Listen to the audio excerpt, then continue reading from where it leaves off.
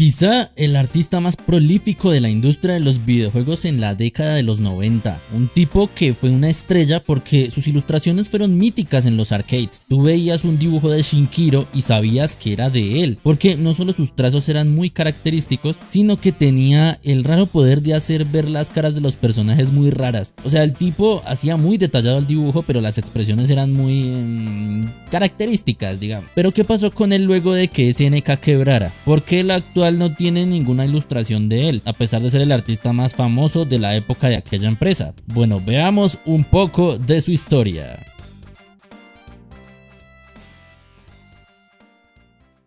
Toshiaki Mori, mejor conocido como Shinkiro, era el artista principal de la gran SNK de los 90. El trabajo de este señorón era diseñar las portadas, personajes y los pósters de los juegos de SNK. Él tenía un toque muy especial en los dibujos, más que nada porque la inspiración para su forma de dibujar era el artista Frank Franzetti, que en sus ilustraciones le daba un realismo muy marcado a los personajes que hacía. Shinkiro quería acercarse lo más que pudiera a eso, de ahí que mientras en Capcom con la saga Street Fighter Alpha le daba más un estilo anime a lo que hacía, Shinkiro humanizaba a los personajes al punto de que tranquilamente podías imaginarte a Geese siendo el señor criminal de tu ciudad o a Iori siendo el bajista de una banda de por ahí. Lo curioso es que si bien en ese momento uno pensaría que el arte de Capcom pegaría más con la época por ser una gran década para el mundo del anime, la realidad es que las portadas y diseños de los juegos más memorables que se recuerden de los arcades venían de la mano de Shinkiro. Pero ¿cómo llegó a la empresa? Él no era conocido y SNK también era una pequeña compañía, nada comparado con lo que sería años después. Bien, en el año 1990 SNK ya tenía sobre la mesa su sistema Neo Geo MVS, la mítica placa que tantas alegrías nos dio y que era un hardware espectacular, que hizo que la misma Capcom tuviera que hacer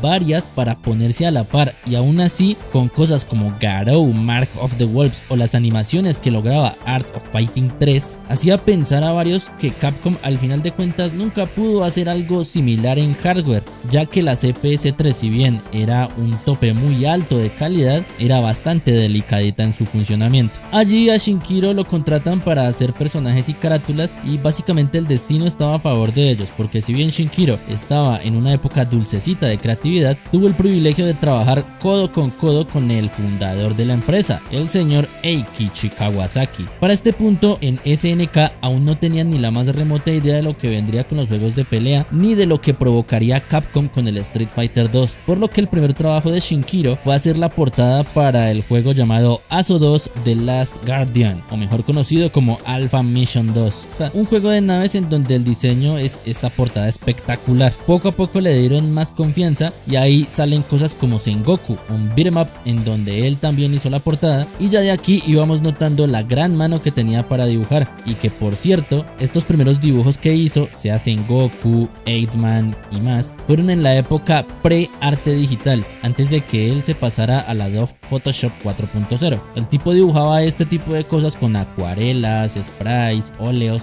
De por sí una de mis carátulas favoritas hechas por Shinkiro en esta época es la de Ghost Pilot. Es arte, aprécienlo. Obviamente, como les dije, si bien era un artista espectacular y fue el que hizo cosas como la legendaria portada de KOF 97, también se le criticaba porque sus personajes eran muy parecidos entre sí. A veces tenía tendencias a repetir un poco las caras y no les daba una diferenciación buena, o incluso se inspiraba demasiado en actores de la época. En mi caso yo no lo veo tan así, la inspiración siempre es buena, y de por sí, por cosas como estas, es que mucha gente teoriza que Andy es en realidad el hijo de Geese, lo cual ojalá en el nuevo Fatal Fury afirmen o desmientan, sería bastante divertido. Pero ya hablando más de Shinkiro, lo que sí se le podía criticar es que a veces el diseño de sus caras eran raras, tenían unas expresiones muy rancias. Si bien él quería hacerlos ver más realistas, en ocasiones los rostros le quedaban con expresiones bastante graciosas. Esa era la forma en que podías ver que Shinkiro era el que hacía dichas ilustraciones, además de que el tipo tomaba cosas que ya había hecho y las usaba para cosas posteriores. Por ejemplo,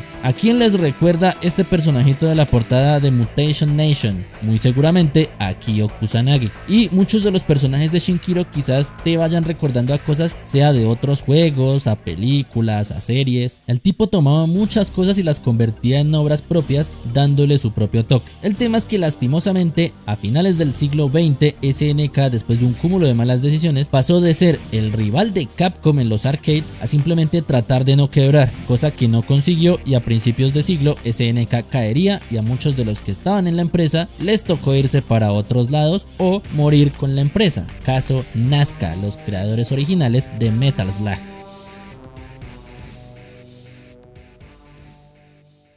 Como bien saben, la SNK de los 90 murió, esa empresa ya no existe. El pilar fundamental estaba compuesto por un grupo de personas bien reducido. Eikichi Kawasaki, fundador de SNK y que sigue en pie de guerra, era el bastión grande. El otro era un ex trabajador de Capcom llamado Takashi Nishiyama, quien diseñó el primer Street Fighter y que al irse de Capcom y llegar a SNK hace el primer Fatal Fury, lo que convierte a estos dos juegos en hermanos, y que además fue posteriormente el productor de King of Fighters 94. Nishiyama, al ver que se quiebra SNK y que la sede de Osaka, que era la base de operaciones de la empresa, iba a cerrar, decide formar con miembros de la empresa una compañía llamada Sokiak, la cual posteriormente se llamaría Studio Dims, que se dedicó al tema de los Arena Fighters porque las empresas que producían ese tipo de juegos o que tenían esas licencias los apoyaron muchísimo por su gran historia en el mundo de los juegos de pelea. Pero a su vez, con el tiempo, lo llamó la misma Capcom para hacer Street Fighter 4. Pero entonces, ¿qué pasó con Shinkiro?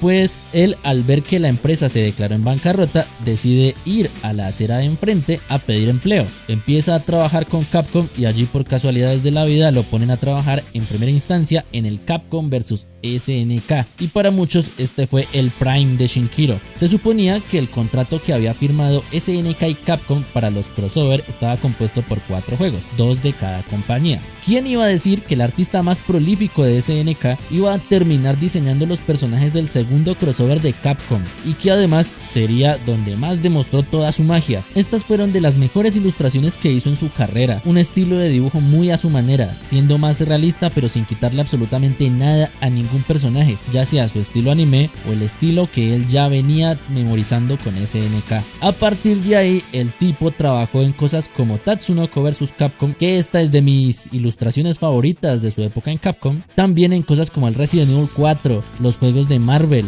Gun Survivor, Ghost and Goblins, entre muchos otros. Últimamente, si bien Capcom no usa mucho al gran artista para proyectos grandes, hemos tenido pocas ilustraciones de la mano de Shinkiro, como por ejemplo en Street Fighter 6 cosas como el crossover con las Tortugas Ninja que anunciaron en el EVO con este espectacular dibujo, o esta ilustración de DJ. Realmente entre más pasa el tiempo más afina la mano, y a pesar de ser ya un tipo que pasa a los 50, un veterano de muchas batallas, ver los dibujos de él me provocan bastante nostalgia. Fueron de las primeras ilustraciones que vi en mi vida y siempre me gustó su estilo de dibujo, además de que no puedo evitar pensar qué hubiera pasado si después de que SNK volviera de la bancarrota, o incluso si nunca hubiera quebrado, le hubieran dado un poquito de crédito y hubieran hecho el esfuerzo de traerlo de vuelta. Quizá lo que todo el mundo se queja y se quejó en su día de KOF 13, que los diseños de los personajes son feos porque son muy musculosos o porque no tienen cuello, por ahí con Shinkiro le daban un toque más de calidad a lo que ya es, porque sin duda es, si no el mejor, de los mejores juegos en lo técnico que hizo SNK. Pero bueno, son cosas que nunca vamos a saber, pero lo que sí sabemos es que si en un futuro cercano SNK de verdad apuesta y nos da algo de verdad grande, un proyecto ambicioso, sería tremendo que por lo menos para eso lograran traer a Shinkiro para los diseños, pero quizás sea pedir mucho, aunque soñar no cuesta nada. Y si les gustó el video, dejen su like y suscríbanse para más placer, compartan para que más gente lo vea. Yo soy Julián y nos veremos en un próximo video. ¡Chao!